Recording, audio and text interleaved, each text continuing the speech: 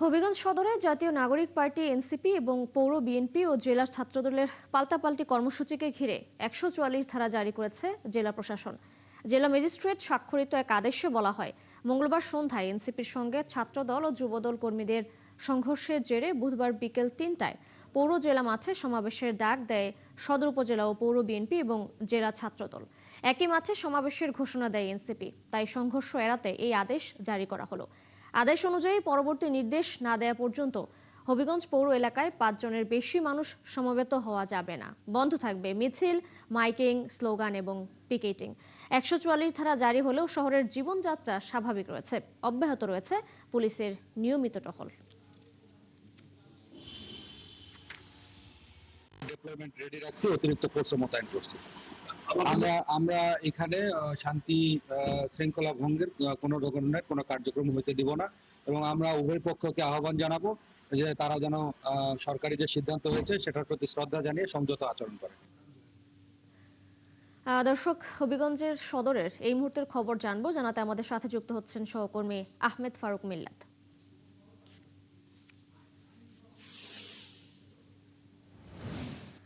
মিল্লাত, প্রশাসনের ১৪৪ ধারা জারির পর এখন এই মুহূর্তে আপনি হবিগঞ্জ সদরের পরিস্থিতি কেমন দেখতে পাচ্ছেন, জানাবেন।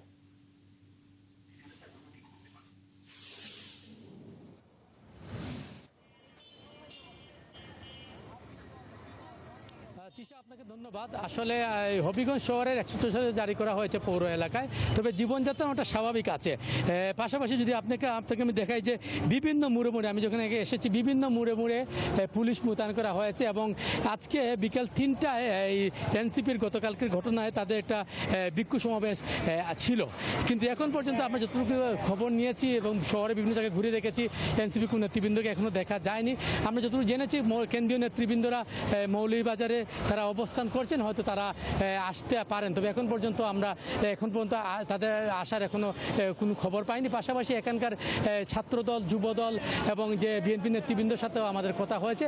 তারা যেটা বলেছেন যে তারা দাবি করেছেন তাদের সাথে সংঘর্ষ হয়নি।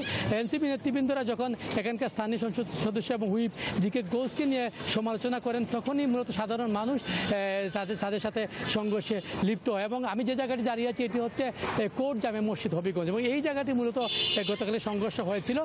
তারা হাজমিরগঞ্জের প্রোগ্রাম শেষে তারা হবিগঞ্জের পৌর টাউন হলে একটি প্রোগ্রাম করেন সন্ধ্যার দিকে, সেটা শেষ করে তারা তখন সার্কিটের দিকে রওনা দিয়েছিলেন। ঠিক এই জায়গাটা যেটা আমি দাঁড়িয়ে আছি দেখতে পাচ্ছি, সেই জায়গায় তারা আসার পর তাদের সাথে সংঘর্ষ বাজে এবং কয়েকজন আহত হন। এখানে সার্জিস আলম ছিলেন কেন্দ্রীয় নেতা এবং নাসিরউদ্দিন পাটোয়ারি ছিলেন সহ বেশ কিছু কেন্দ্রীয় নেতৃবৃন্দ এবং স্থানীয় নেতৃবৃন্দ ছিলেন। তারা যেটা বলছেন যে তারা অতর্কিত তাদের উপর হামলা করা হয়েছে, তারা ছাত্রদলকে ছাত্রদল নেতৃবৃন্দ যারা বলছেন যে তাদের সাথে সংঘর্ষ এমন কোনো ঘটনা তারা ঘটেনি, সাধারণ মানুষের সাথে সংঘর্ষ হতে পারে।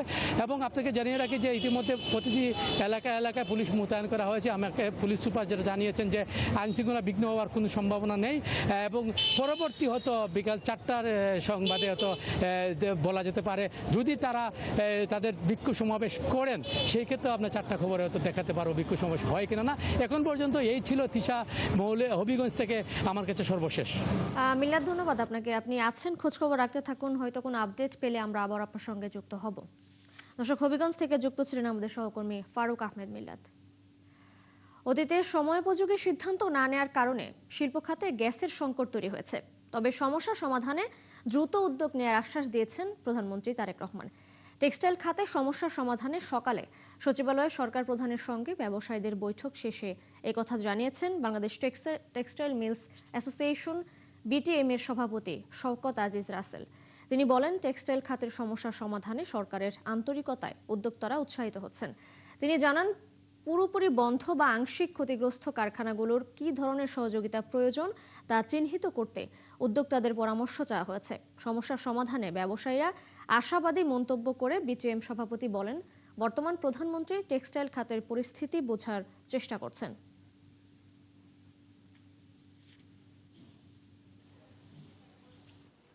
গ্যাসের যে সংকটটা আছে এটা তো নতুন সংকট না, এটা অনেক পূর্বের। আপনার সময়োপযোগী সিদ্ধান্তগুলো নেওয়া হয়নি বলেই আজকে এই সংকটটা। তো উনি দুটো অফিসারিও স্থাপন করবেন বলে বলেছেন এবং এটা নিয়ে বহির্বিশ্বে ওনাদের আলোচনাও চলছে। বন্ধ কারখানা দুই রকম আছে, একটা হচ্ছে উইলফুল বন্ধ, আরেকটা হচ্ছে পুরনো হয়ে গেছে বন্ধ, আর একটা হচ্ছে আপনার হয়তো বিভিন্ন আদারওয়াইজ ক্ষতিগ্রস্ত। তো ওগুলাকে স্যাগ্রিগেট করার জন্য তিতুমির সাহেব আলোচনা করেছেন। উনি বলেছেন মিনস অফ ভেরিফিকেশন করে আমার কাছে নিয়ে আসো, তাহলে আমরা আইডেন্টিফাই করব কোন ফ্যাক্টরিকে আপনার রুখে দাঁড়ানোর জন্য সাপোর্ট করা যায়, কাকে করা যাবে না। চলমান গ্যাস সংকটে অনেক কারখানায় শূন্যের কোটায় নেমেছে উৎপাদন। এতে ক্রয়াদেশ হারাতে বসেছেন উদ্যোক্তারা। কেবল তৈরি পোশাক খাতেই লোকসান ছাড়াতে পারে $1.5 বিলিয়ন। এমন আশঙ্কা ব্যবসায়ীদের। শুধু তাই নয়, ব্যাংক ঋণের ফাঁদে পড়তে পারে কয়েকশো কারখানা, যাকে পুরো অর্থনীতির জন্য অশনি সংকেত হিসেবে দেখছেন বিশ্লেষকরা। নারায়ণগঞ্জ প্রতিনিধি হাবিবুর রহমানকে সাথে নিয়ে আরো জানাচ্ছেন রাকিব আল জাবেদ। শীতলক্ষার তীর ঘেঁষে গড়ে ওঠা দেশের অন্যতম প্রধান ও প্রাচীন শিল্পাঞ্চল নারায়ণগঞ্জ। বছরের পর বছর ধরে দেশের অর্থনীতিকে চাঙা রাখতে এই অঞ্চলে রয়েছে গুরুত্বপূর্ণ ভূমিকা। এখানকার তৈরি পোশাক, নিটওয়্যার, হুঁশিয়ারি ও পাটপণ্যের চাহিদা বিশ্বব্যাপী। তবে সপ্তাহখানেক ধরে চলা তীব্র গ্যাস সংকটে মুখ থুবড়ে পড়েছে কয়েকশো প্রতিষ্ঠান। এমনই এক প্রতিষ্ঠান নারায়ণগঞ্জের ২৫০০-এর মিথিলা টেক্সটাইল, যাতে কাজ করেন ২০০ শতাধিক শ্রমিক। অন্য সময় কর্মীদের দম ফেলার সুযোগ না থাকলেও এখন উৎপাদন নেমেছে অর্ধেকে, জানিয়ে চিন্তিত কারখানার শ্রমিক কর্তা ব্যক্তিরা। গ্যাস পাই না, বয়লার বন্ধ থাকে, প্রোডাকশন কম হচ্ছে, আমাদের লস টাইম বেশি করা যাচ্ছে। প্রোডাকশন আমাদের দেখা যাচ্ছে যে আগে যে ফুললি 100% আমরা যে এফিসিয়েন্সিতে যে কাজটা করতাম, সেক্ষেত্রে যে প্রোডাকশনটা আসতো সেই রকম এখন প্রোডাকশন আমাদের নাই। ডে নাইট রেশনিং করে প্রোডাকশন চালানো হচ্ছে, মানে খুব বাজে অবস্থা। বিকেএমইএর হিসাবে গ্যাস সংকটের ফলে সব মিলিয়ে $1.5 বিলিয়ন আর্থিক ক্ষতির মুখে পড়তে পারে কারখানাগুলো। অভিযোগ করেন বিতরণকারী সংস্থা তিতাসের অসহযোগিতারও। ফলে চলতি মাসের বেতন দিতে অধিকাংশ কারখানাই হিমশিম খাবে বলে মত এই ব্যবসায়ী নেতার। এই মাসের বিশাল একটা রপ্তানি কিন্তু গ্যাপ হয়ে যাচ্ছে আমাদের, ফলে মাস শেষে বেতন দেওয়াটা আমাদের জন্য অত্যন্ত ডিফিকাল্ট হবে। যে উৎপাদন আমাদের ব্যাহত হচ্ছে, তাতে অন্তত মিনিমাম $1.5 বিলিয়ন মতো রপ্তানি ব্যাহত হবে। তিতাস গ্যাস কর্তৃপক্ষ একটা বিমাতা সুলভ আচরণ করেছে। তিতাস তো আমাকে গ্যাস দিতে ব্যর্থ। আমাদের যে ইউটিলিটি কানেকশনগুলো দরকার, অনেক ফ্যাক্টরি এখন রেডি হয়ে আছে কিন্তু চালু করতে পারছে না, গ্যাস কানেকশন পাচ্ছে না। কস্ট অফ ডুইং বিজনেস বেড়ে গেছে, বাড়ছে। আমাদেরকে প্রচুর আন্ডারহ্যান্ড মিসলেনিয়াস এক্সপেন্সেস খরচ করতে হয়, এটা কিন্তু বিজনেসের কস্ট বাড়িয়ে দেয়। চলমান সংকটের সমাধানে সরকারের পক্ষ থেকে সর্বোচ্চ চেষ্টা করা হলেও সপ্তাহ দুয়েক লাগতে পারে বলে আশঙ্কা খোদ প্রতিমন্ত্রীর। দিন তারিখ সুনির্দিষ্টভাবে আমরা বলছি না, কারণ এর আগেও তারা যে দিন তারিখ দিয়েছে বিভিন্ন কারণে তারা মিট করতে পারে। Technical problem, you understand. আগামী সপ্তাহে যদি তারা যেটা এক্সপেক্টেড, আগামী সপ্তাহে যদি 50% তারা সাপ্লাই রিস্টোর করতে পারে, তারপরের সপ্তাহে ইনশাল্লাহ 100% তারা রিস্টোর করতে পারবে। বিষয়টিকে কেবল শিল্প বা রপ্তানি খাত নয়, পুরো দেশের জ্বালানি নিরাপত্তার জন্য হুমকি হিসেবে দেখছেন বিশ্লেষকরা। তাই দ্রুতই বিকল্প সমাধান খোঁজার পরামর্শ দিয়েছেন এই অর্থনীতিবিদ। সবচেয়ে বড় যেটা আশঙ্কার বিষয় সেটা হলো যে আমরা ইংল্যান্ড থেকে এক্সপার্ট নিয়ে আসছি, কিন্তু তারা কাজ করছে, কিন্তু তারপরে দেখা যায় 2 সপ্তাহ লাগছে। এখন 2 সপ্তাহ হচ্ছে এখনকার এস্টিমেটেড টাইম। যদি 2 সপ্তাহের মধ্যে ঠিক করতে না পারে তখন কি অবস্থাটা কি হবে? তখন তো ভয়াবহ বিপর্যয় হবে। এখন পুরো দেশে যে একটা জ্বালানি বিপর্যয় ঘটছে, তো সেইটাই কিন্তু আমরা দেখতে পাচ্ছি, এবং এটার কারণে পুরো অর্থনীতিতে কিন্তু বড় রকম একটা চাপ তৈরি হতে পারে। দেশের জ্বালানি নিরাপত্তা নিশ্চিতে বিকল্প ব্যবস্থার দাবি জানিয়েছেন ব্যবসায়ী নেতারা। রাকিব আল জাবেদ, ৭১, ঢাকা। এদিকে দেশব্যাপী গ্যাস সংকট এখনো পুরোপুরি কাটেনি। সাভার, ধামরাই সহ বিভিন্ন এলাকায় ফিলিং স্টেশনগুলোতে যানবাহনের দীর্ঘ সারি রয়েছে। বাসাবাড়িতেও গ্যাসের চাপ কম। সরকারের দেয়া তথ্য অনুযায়ী আগামী সপ্তাহে এলএনজি টার্মিনালের ত্রুটি মেরামত শেষ হতে পারে। তবে কবে থেকে গ্যাস সরবরাহ শুরু হবে তা নিশ্চিত নয়। সহকর্মীদের তথ্য ছবিতে প্রতিবেদন। গ্যাস পাচ্ছে না সাভারের অধিকাংশ প্রাইভেট কার ও সিএনজি অটোরিকশার চালকরা। গত 2 সপ্তাহে বন্ধ হয়ে গেছে এলাকার বেশ কয়েকটি সিএনজি স্টেশন। দুশ্চিন্তা কাটছে না আবাসিক এবং শিল্প গ্রাহকদেরও। সরকার যদি মনে করে যে না গ্যাস দাম বাড়াক, আমাদের প্রেশারিং দরকার নেই, তো কেন আমাদের হরেনি করতেছে, খামা হরেনি করতেছে। মনে করেন যে সিরিয়াল ওই মাথার দিকে গ্যান্ডার এই পারের দিকে সিরিয়াল এর দিকে এখানে আমরা মাত্র 60 প্রেসার গ্যাস পাই। আগে পাইতাম প্রায় 200 প্রেসার গ্যাস পাইলে 2টা ডিপ মারা যেত। এখন 60 প্রেসারের গ্যাস দিয়া 1 ডিপ মারা যায় না। ঢাকার ধামরায়ে বাসাবাড়িতে তীব্র গ্যাস সংকট দেখা দিয়েছে। কোনো এলাকায় গ্যাস পাচ্ছে না 15 দিন, আর কোনো এলাকায় 1 মাসেরও বেশি সময়। অনেকেই এলপিজি অথবা মাটির চুলায় কোনো রকমে রান্নার কাজ চালাচ্ছেন।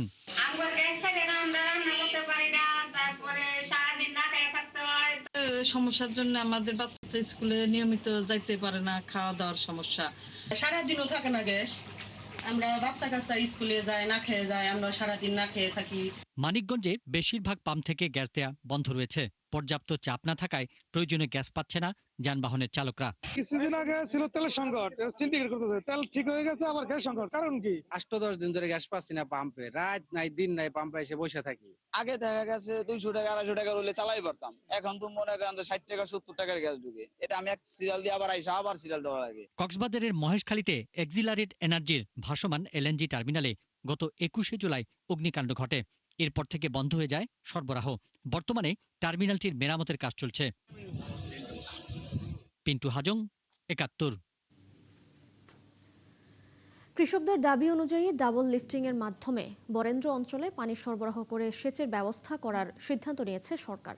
এজন্য 12,000 কোটি টাকার শিগগিরই 2টি প্রকল্পের কাজ শুরু হবে। এখন থেকে সেচের মাধ্যমে 3 ফসল হবে রাজশাহী অঞ্চলে। প্রধানমন্ত্রীর সঙ্গে বৈঠক শেষে বরেন্দ্র বহুমুখী উন্নয়ন কর্তৃপক্ষ বিএমডিএ চেয়ারম্যান কৃষিবিদ মোহাম্মদ হাসান জাফির তুহিন কথা জানান। বলেন, প্রথমে মহানন্দা নদী থেকে পানি খালে নিয়ে যাওয়া হবে, সেখান থেকে সেচের ব্যবস্থা করা হবে। তিনি জানিয়েছেন, বিগত সময়ে বরেন্দ্র অঞ্চলে কৃষির উন্নয়নে কোনো কাজ হয়নি, দেয়া হয়নি যথাযথ বাজেট। এতে মুখ থুবড়ে পড়ে কৃষিখাত। বর্তমান সরকারকে কৃষি বান্ধব উল্লেখ করে বিএমডিএ চেয়ারম্যান জানান, বরেন্দ্র অঞ্চলের উন্নয়নে কিছু পরামর্শ দিয়েছেন প্রধানমন্ত্রী। বরেন্দ্র বহুমুখী উন্নয়ন কর্তৃপক্ষের কার্যক্রম নিয়েও প্রধানমন্ত্রীকে অবহিত করা হয় বৈঠকে।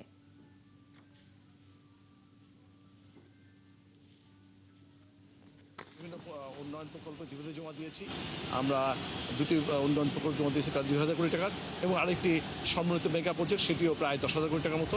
আমরা আশা করছি দ্রুত সময়ের মধ্যে এগুলো পাশ হলে ওই অঞ্চলে 16 জেলার 16 জেলার কৃষকের ভাগ্য উন্নয়ন হবে, বাংলাদেশের কৃষির উন্নয়ন হবে, এবং আমাদের যে বর্তমান যে পানির সংকট, সেচের সংকট, সেটিও পুরোপুরি দূরীভূত হচ্ছে।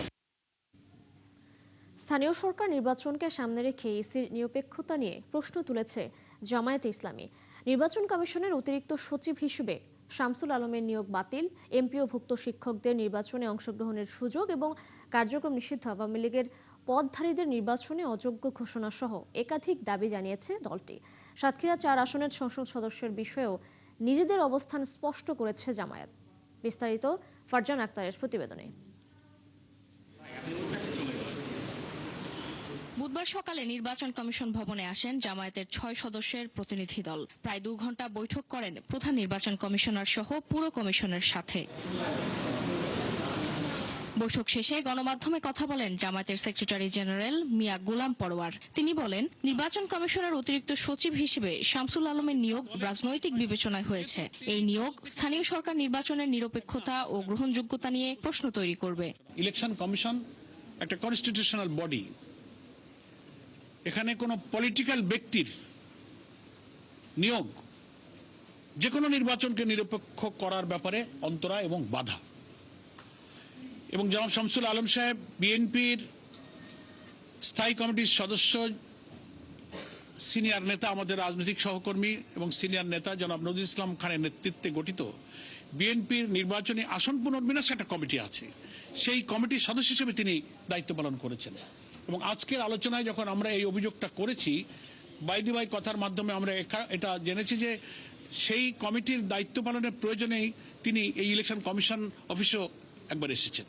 এমপিওভুক্ত শিক্ষকদের স্থানীয় সরকার নির্বাচনে অংশগ্রহণে বাধা দেওয়ার সিদ্ধান্তের তীব্র বিরোধিতাও করে জামায়াত। এমপিওভুক্ত শিক্ষক যারা, সেই শিক্ষকরা নির্বাচনে অযোগ্য হবেন, এভাবে তারা একটা রিকমেন্ডেশন এখানে তৈরি করেছেন। আমরা এটারও তীব্র আপত্তি জানিয়েছি। একই সঙ্গে নিষিদ্ধ ঘোষিত আওয়ামী লীগের বিভিন্ন পর্যায়ের পদধারীদের স্থানীয় সরকার নির্বাচনে অংশগ্রহণ ঠেকাতে প্রয়োজনীয় ব্যবস্থা নেওয়ার আহ্বান জানানো হয়। তো যে দলের রাজনীতি করাটা সন্ত্রাস বিরোধী আইন দ্বারা সরকারের নির্বাহী আদেশে নিষিদ্ধ করা হয়েছে, তাদেরকে নির্বাচনে অযোগ্য করতে হবে। সাতক্ষীরা 4 আসনের এমপির বিষয়ে তিনি জানান, গাজী নজরুলকে বহিষ্কারের পর তাকে নিয়ে কিছু বলার নেই দলটির। যেহেতু তিনি দল থেকে বহিষ্কৃত, তা বহিষ্কৃত অর্থ হলো তিনি আমাদের দলে নাই। যশোরের এমপির বাড়িতে আক্রমণে সরকারি দলের উপর অভিযোগ ও তীব্র নিন্দা জানিয়েছে জামায়াত। একজন মাননীয় সংসদ সদস্যের বাড়িতে হামলা করা, ওই মেয়েটার গায়ে হাত তুলেছে, মাননীয় সংসদ সদস্যের স্ত্রীর গায়ে হাত তুলেছে। That is very unfortunate. Farzana Akhtar, ৭১, Dhaka. Appeal বিভাগে মামলা বিচারাধীন থাকা অবস্থায় তথ্য গোপন করে হাইকোর্টে মামলা করায় জিপিএইচ ইস্পাতকে ৫ কোটি টাকা জরিমানা করেছে হাইকোর্ট। ১ মাসের মধ্যে এই টাকা সুপ্রিম কোর্টের রেজিস্ট্রার জেনারেলের কাছে জমা দিতে বলা হয়েছে। এই টাকা আহত জুলাই যোদ্ধাদের চিকিৎসায় ব্যয় করতে নির্দেশ দিয়েছে উচ্চ আদালত। আজ বিচারপতি মোহাম্মদ নজরুল ইসলাম তালুকদার ও বিচারপতি মাহমুদ হোসেনের হাইকোর্ট বেঞ্চ এই আদেশ দেন। আদালতের প্রতি এই ধরনের প্রতারণার আশ্রয় নেওয়ার কারণে আদালতের আদেশ সাপ্রেস করে আদালতের কাছে একটা অভিযোগ দেওয়ার জন্য আমি বলেছি যে একটা দৃষ্টান্তমূলক তাদেরকে অর্থদণ্ড করা হবে এবং এই অর্থটা ব্যবহার করা হবে ২০২৪ সালে জুলাই গণ আন্দোলনে যে সমস্ত আহত শিক্ষার্থী, জনগণ, নাগরিক যারা চিকিৎসাধীন আছেন, যাদের আরও উন্নত চিকিৎসার প্রয়োজন, তাদের উদ্দেশ্যে ব্যয় করা হবে। আদালত আমাদের আবেদনটি গ্রহণ করেছেন এবং আদালত এই অভিযুক্ত কোম্পানিকে ৫ কোটি টাকা দেওয়ার জন্য নির্দেশ দিয়েছেন পরবর্তী ১ মাসের মধ্যে। সুনির্দিষ্ট অভিযোগ ছাড়া কোনো আসামিকে শোন অ্যারেস্ট বা হয়রানি করা যাবে না। হাইকোর্টের এমন আদেশ স্থগিত করেছে আপিল বিভাগ। একই সঙ্গে হাইকোর্টের রুল ৪ সপ্তাহের মধ্যে নিষ্পত্তি করতে বলেছে আদালত। সকালে প্রধান বিচারপতি জুবায়ের রহমান চৌধুরীর নেতৃত্বাধীন আপিল বিভাগ এই আদেশ দেন। এর আগে বিচারপতি রাজিক আল জলিল ও বিচারপতি দেবাশিস রায় চৌধুরীর হাইকোর্ট বেঞ্চ কাউকে সুনির্দিষ্ট মামলা ছাড়া গ্রেপ্তার করা যাবে না বলে আদেশ দেন। একই সাথে সেই সময় সুনির্দিষ্ট মামলা ছাড়া গ্রেপ্তার না করার বিষয়ে রুলও জারি করে হাইকোর্ট। আজ আপিল বিভাগ হাইকোর্টের রুলটি ৪ সপ্তাহের মধ্যে নিষ্পত্তির নির্দেশ দিয়েছেন। এ বিষয়ে অ্যাটর্নি জেনারেল বলেন, হাইকোর্টের আদেশে তদন্ত সংস্থার কাজে বাধা সৃষ্টির আশঙ্কা ছিল। তবে সাবেক প্রধান বিচারপতি এবিএম খায়রুল হককে নতুন কোনো মামলায় গ্রেপ্তার দেখানোর বিষয়ে আগামী রোববার দিন ধার্য করেছে আদালত।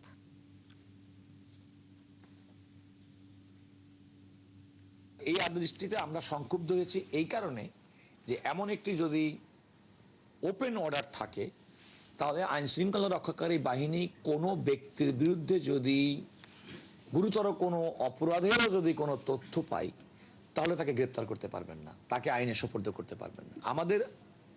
আমাদের অভিযোগের জায়গাটি হচ্ছে এতটুকু যে নাগরিক তার অধিকার সুরক্ষা পাবে সাংবিধানিকভাবে, কিন্তু আইন যেন তার নিজস্ব গতিতে চলতে পারে, এরকম একটা ব্যালেন্স আমাদের করতে।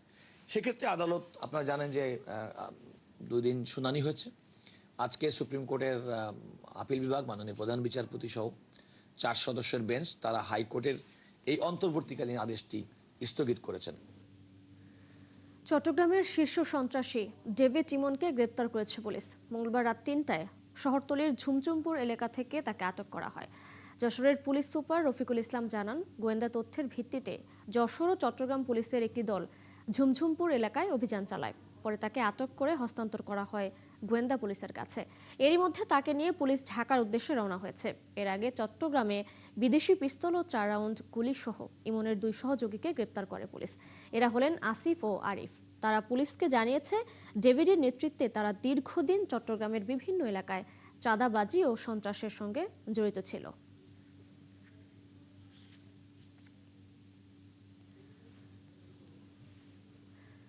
জুলাই কারো ঐতিহাসিক অর্জন, আবার কারো কাছে সারা জীবনের না ফেরা অপেক্ষা। 2 বছর পরও স্বজনের সন্ধানে কেউ কেউ এখনও ঘুরছেন এক কবরস্থান থেকে আরেক কবরস্থানে। এখন পর্যন্ত গণকবরের ডিএনএ পরীক্ষায় মিলেছে 8 জনের পরিচয়, কিন্তু বাকিদের শেষ হয়নি স্বজন খোঁজার সেই দীর্ঘ প্রতীক্ষা। মাইনুল মারুফের বিশেষ প্রতিবেদন।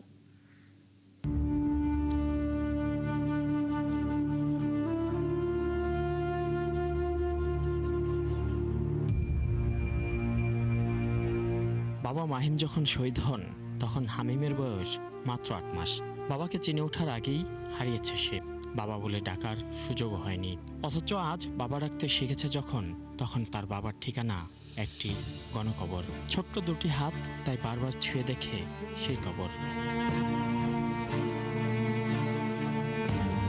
জুলাই অভ্যুত্থানের 1.5 বছর পর ডিএনএ পরীক্ষায় একে একে মিলতে শুরু করে অজ্ঞাত অনেকের পরিচয়। প্রথম ধাপে শনাক্ত হন 8 জন শহীদ। তাদেরই একজন মাহিম। মোহাম্মদপুরে শহীদ হওয়ার পর হাসপাতাল, মর্গ, থানা কোথাও তার সন্ধান পায়নি পরিবার।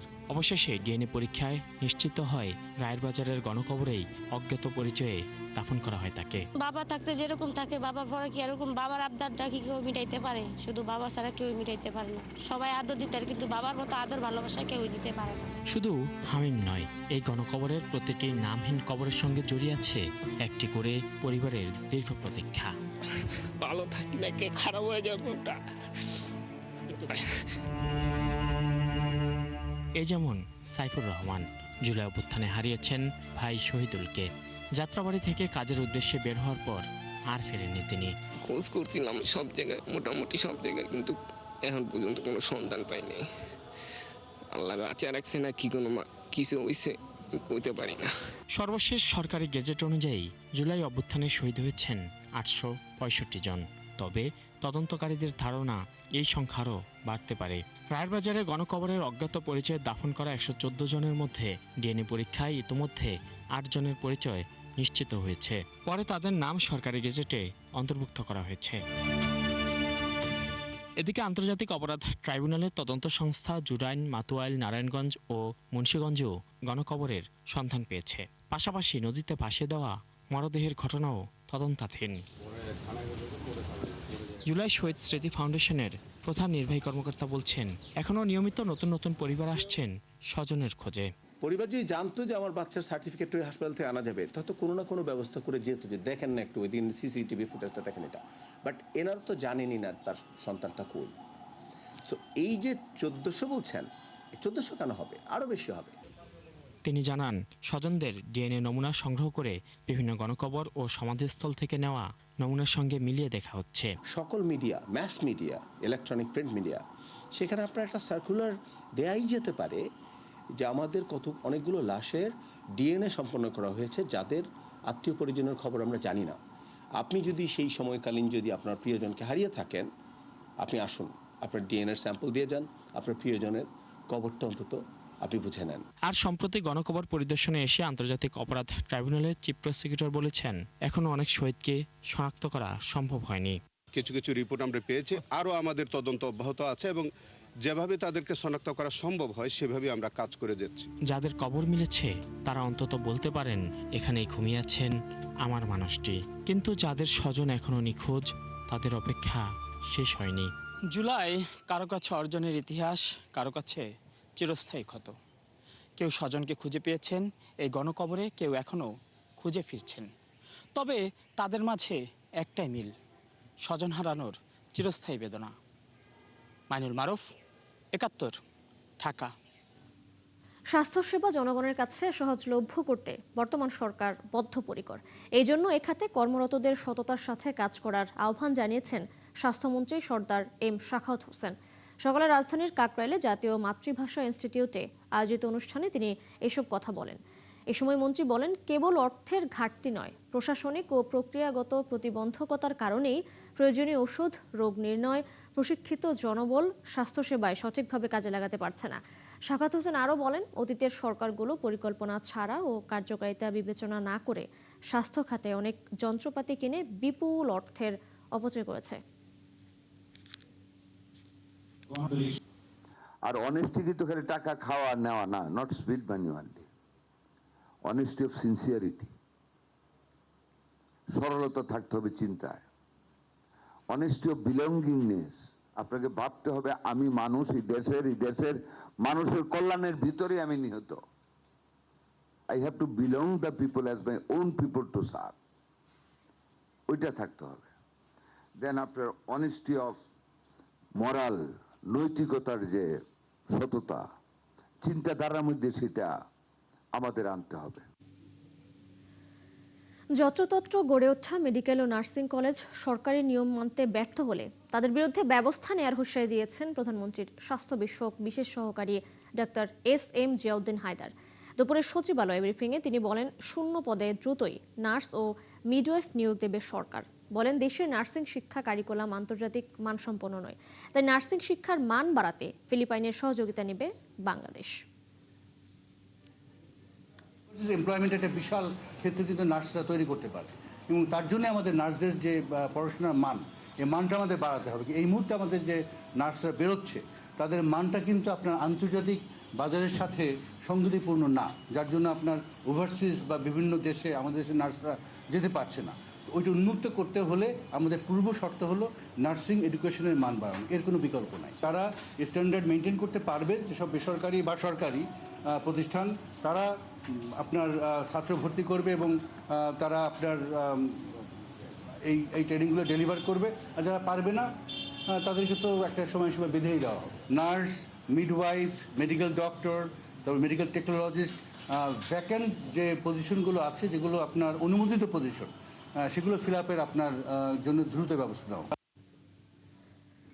পার্বত্য অঞ্চলে শান্তি ফিরে আনতে না পারলে পুরো দেশে শান্তি ও স্থিতিশীলতা ফেরানো সম্ভব নয় বলে মনে করেন টিএবির নির্বাহী পরিচালক ডক্টর ইফতেখারুজ্জামান।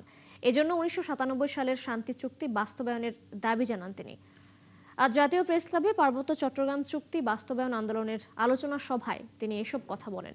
এ সময় বাংলাদেশ বিপ্লবী ওয়ার্কার্স পার্টির সাধারণ সম্পাদক সাইফুল হক বলেন, বিগত সরকার দীর্ঘ 17 বছর ক্ষমতায় থাকলেও পার্বত্য চট্টগ্রাম চুক্তি বাস্তবায়নে কোনো ভূমিকা রাখেনি। তাই পাহাড়িদের সাথে আলোচনা করে একটি স্থায়ী সমাধানের লক্ষ্যে অবিলম্বে জাতীয় কমিশন গঠন করার আহ্বান জানান তিনি। সভায় বক্তারা বলেন, সম্প্রতি পার্বত্য চট্টগ্রাম বিষয়ক মন্ত্রী দীপেন দেওয়ান পদত্যাগের পর চুক্তি লঙ্ঘন করে একজন অপাহাড়ি প্রতিমন্ত্রী দিয়ে মন্ত্রণালয়ের কাজ চালানো হচ্ছে।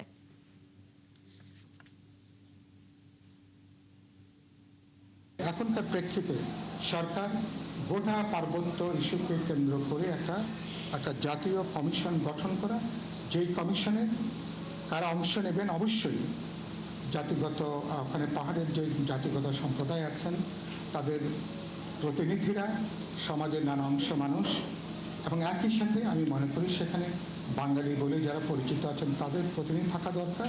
টেকসই শান্তি স্থাপন, তার মধ্যে বলা হচ্ছে সকল পক্ষের, সংশ্লিষ্ট সকল পক্ষের অংশগ্রহণে শান্তি প্রতিষ্ঠা করা হবে, যার মধ্যে তার 4টি উপাদান, 4টি প্রক্রিয়ার মধ্যে মাধ্যমে হবে। সেটি 1, 1997 সালের চুক্তি পুনর্মূল্যায়ন করা হবে। সাইফুল ভাই বললেন, আর অনেকে বলছেন পুনর্মূল্যায়ন বলেন, যাই বলেন, এখানে অন্তর্নিহিত বিষয়টা হচ্ছে যে আমরা 1997 সালের শান্তি চুক্তি বাস্তবায়নের জন্য আমরা পুনর্মূল্যায়ন করবো। আমি ধরে নিচ্ছি সেটা।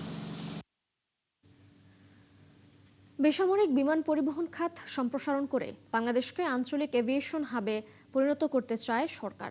সেই লক্ষ্যে মাস্টার প্ল্যান, পাইলট প্রশিক্ষণ একাডেমি ও বিমান বহরে নতুন উড়োজাহাজ যুক্ত করার উদ্যোগ নেওয়া হয়েছে বলে জানিয়েছেন বিমান প্রতিমন্ত্রী এম রশিদুজ্জামান মিল্লাত। ইউএস বাংলা এয়ারলাইন্সের বহরে নতুন বোয়িং উড়োজাহাজ যুক্ত করা উপলক্ষে রাজধানীর বনানীর একটি হোটেলে আয়োজিত অনুষ্ঠানে তিনি এসব কথা বলেন। প্রতিমন্ত্রী আরও বলেছেন, শাহজালাল বিমানবন্দরের 3rd টার্মিনাল চালু হলে বছরে এখানে প্রায় 24 মিলিয়ন যাত্রী সেবা দেওয়া যাবে। একই অনুষ্ঠানে প্রধানমন্ত্রীর পররাষ্ট্র বিষয়ক উপদেষ্টা হুমায়ুন কবির বেসরকারি বিমান খাতের বিকাশে সরকারের নীতিগত সহায়তার আশ্বাস দেন। আর ঢাকায় নিযুক্ত মার্কিন রাষ্ট্রদূত ব্রেন টি ক্রিস্টেনসেন বলেন, বাংলাদেশের বিমান খাতের উন্নয়নে যুক্তরাষ্ট্র দীর্ঘমেয়াদী অংশীদার হতে চায়। পাইলট প্রশিক্ষণ, প্রযুক্তি ও বিনিয়োগের মাধ্যমে দুদেশের সহযোগিতা আরও জোরদার হবে বলে আশা করেন তিনি।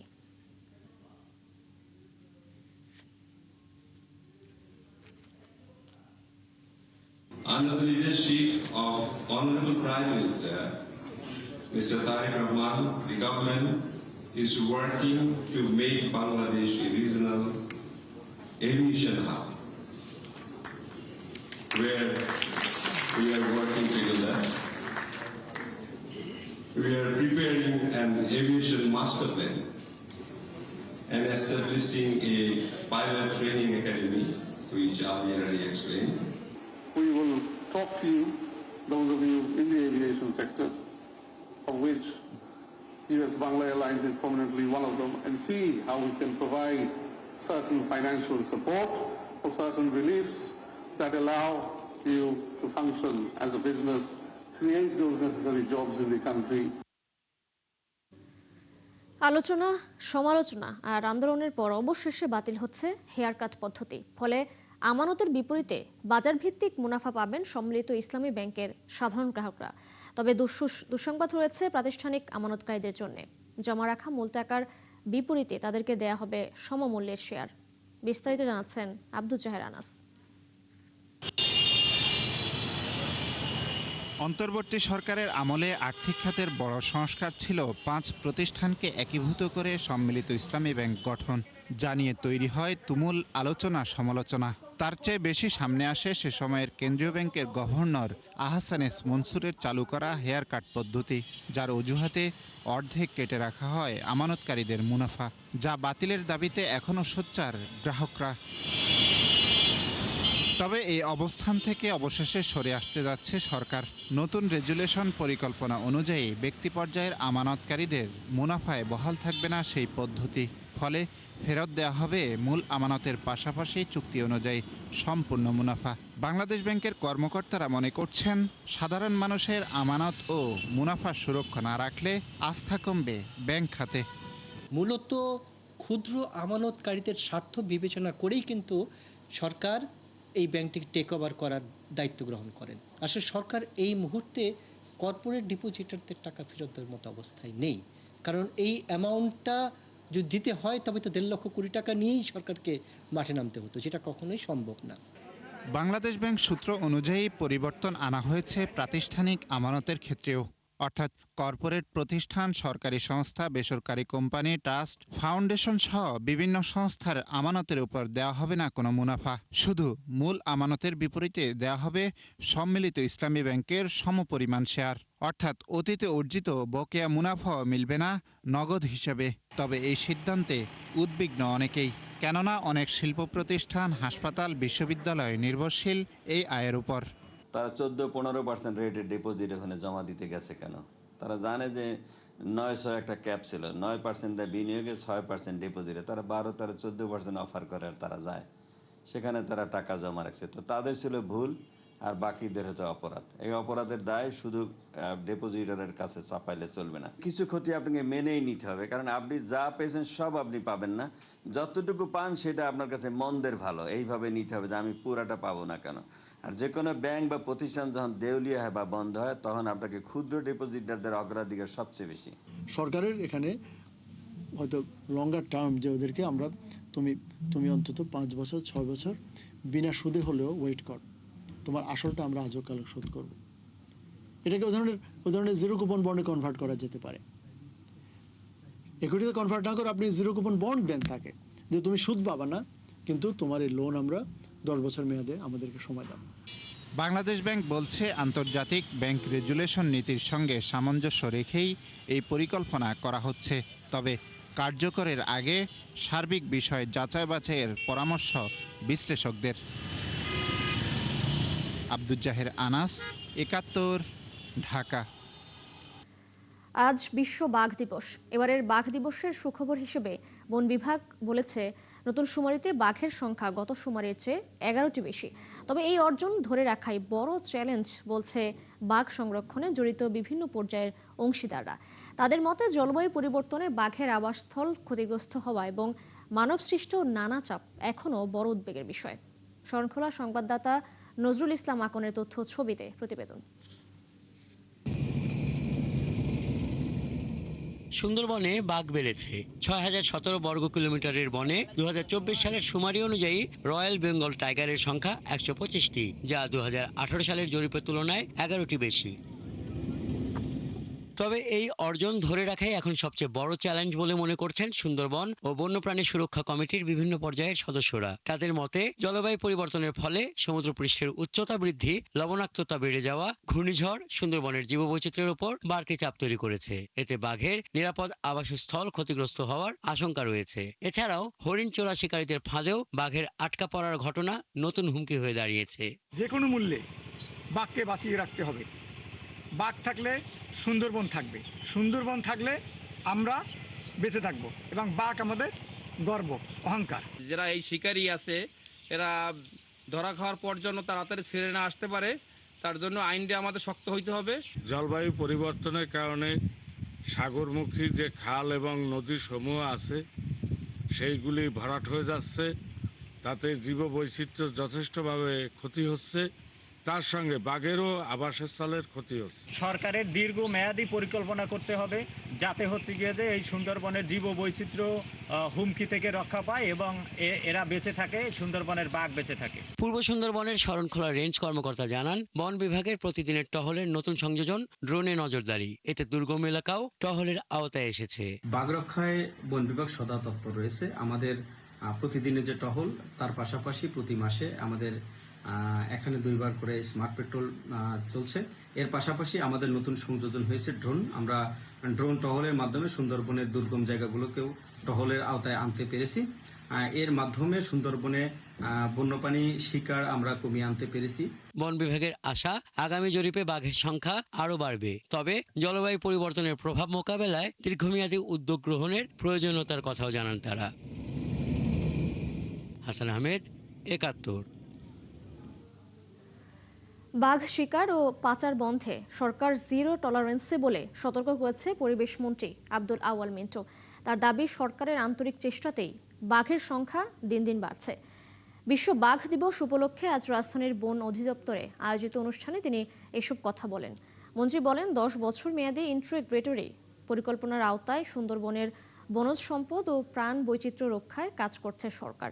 এছাড়াও সুন্দরবনের বাঘ সুরক্ষায় টাইগার রিকভারি প্ল্যান তৈরিতে উদ্যোগ নেওয়া হয়েছে। একই অনুষ্ঠানে পরিবেশ প্রতিমন্ত্রী শেখ ফরিদুল ইসলাম বলেন, সুন্দরবনে অবৈধ প্রবেশ নিয়ন্ত্রণ এবং এই বনের উপর নির্ভরশীল মানুষের জন্য বিকল্প কর্মসংস্থানের জন্য কাজ করছে সরকার।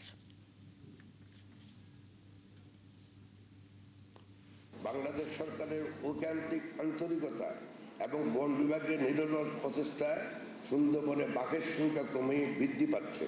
আমাদের দেশে অনেক সময় বন্যপ্রাণী পাচারের ট্রানজিট হিসেবে ব্যবহৃত হচ্ছে।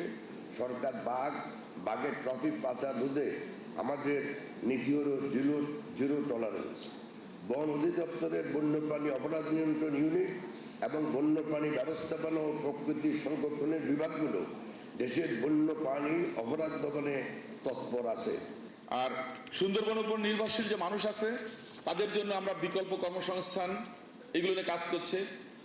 আমাদের ওয়ার্ল্ড ব্যাংক একটা প্রজেক্ট নিয়েছে, যার মধ্য দিয়ে তারা আগামী 4 বছর এই অঞ্চলে লাইভলিহুড অর্থাৎ বিকল্প কর্মসংস্থান, অল্টারনেট লাইভলিহুড যেটা, সেটা নিয়ে কাজ করবে এবং পাশাপাশি ওই জনপদের যোগাযোগ ব্যবস্থা সব কিছু নিয়ে তারা কাজ করবে, যাতে ওইখানে একটা কর্মসংস্থানের ব্যবস্থা হয়, মানুষ যেন সুন্দরবনমুখী যেন কম হয়।